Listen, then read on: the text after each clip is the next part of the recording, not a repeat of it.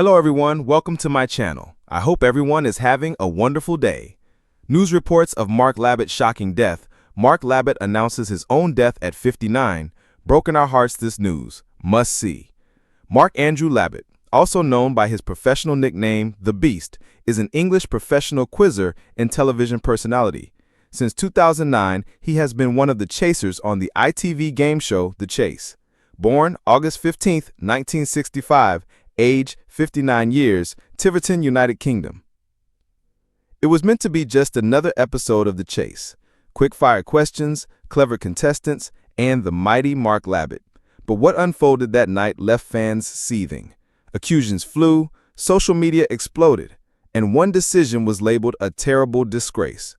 What happened behind the buzzers? Why did viewers turn on the show they love?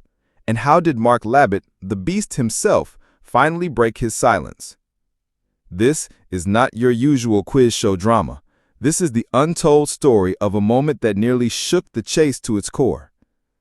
Title screen: The Chase controversy. Viewers furious. Mark Labbett responds. It started innocently enough. 4 new contestants stepped up to the plate. A mix of nerves, confidence, and humor, the ingredients we've all come to love. But during the final chase, something unusual happened. The team racked up an impressive 21 steps. Mark, known for chasing down high targets, stumbled early. The seconds ticked down. The tension was unbearable. And then the klaxon. The team erupted in celebration. Victory seemed theirs. Until just moments later, Bradley paused, a production whisper in his ear. And then came the announcement.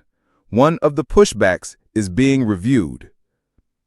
And in just under 20 seconds, a celebration turned into confusion, then fury. A closer look revealed the cause, a disputed pushback. The team had correctly challenged an answer, but according to producers, they were fractionally late. The clock had lapsed by less than a second, but that was enough for the ruling to go against them. That one step made all the difference. The Beast closed the gap. The final score? A heartbreaking 1-second defeat. Twitter, Facebook, forums, all alight with the single sentiment: injustice. But was this really a production error, or something much deeper at play? "Fix," cried one viewer. "What's the point of playing fair if the clock rules aren't consistent?" said another. For many, The Chase is more than a quiz. It's tradition, fairness, British wit. And this decision seemed to violate all of that. Petitions were signed. Hashtags like "Justice for the Chasers" trended for hours. But interestingly, not everyone agreed. Some said rules were rules. Others praised the producers for sticking to timing integrity. The nation was divided. And at the center of it all was Mark Labbett, whose silence only fueled speculation. And then, 3 days later, Mark broke his silence and stunned everyone. In a candid video posted to his social media, Mark Labbett finally addressed the chaos. Fans expected him to defend the show. What they didn't expect was his humility. "Look, I didn't deserve to win that game. They had me beat fair and square. The pushback ruling, that wasn't my call, but I understand why fans are upset." Mark went further. He praised the contestants. He acknowledged the backlash, and most touchingly, he said, "Sometimes even the Beast has to bow to the better team." But while fans appreciated his honesty, some were still unsatisfied. Why hadn't ITV issued a formal apology? ITV eventually issued a statement saying the ruling was technically correct, but that they understood the emotional impact it had on viewers. They promised to review timing protocols, especially for razor-thin margins, and they hinted at introducing a new buffer system in future seasons so that decisions like this could be reviewed with contestants present. This quiet concession told fans one thing: the network heard them. But behind the scenes, producers were already planning something bigger, a make-good gesture that no one saw coming. Fans were stunned when those very contestants returned for a special redemption episode. This time, Mark personally invited them back, and this time they faced off again. In a twist of poetic justice, the team won convincingly. Mark, ever the gentleman, smiled and said, "That one was yours from the start." The moment was both thrilling and emotional. Viewers applauded ITV's choice. Tears flowed freely. It felt like closure, not just for the players, but for the audience too. But the story doesn't end there. What came next revealed something deeper about Mark Labbett, the man behind the beast. Many see Mark as the intimidating chaser, the towering intellect, the quiz machine, but few know his backstory.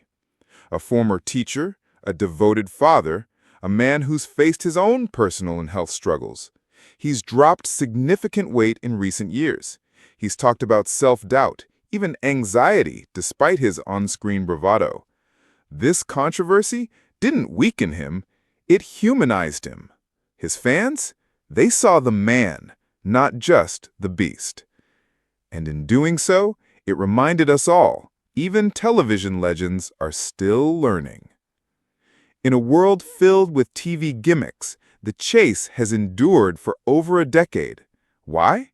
Because of its integrity, its wit, its refusal to patronize viewers. This backlash, though painful, served a purpose. It showed that fans care, that the show matters, that fairness still counts for something. And with small changes promised and a chaser willing to admit when he's wrong, the chase emerges stronger. Following the redemption episode, viewers flooded social media, ITV forums, and even old-fashioned post boxes with letters of support, not just for the contestants, but for Mark Labbett himself. One viewer wrote, "I've watched The Chase since day one, and I've never respected Mark more than I do now."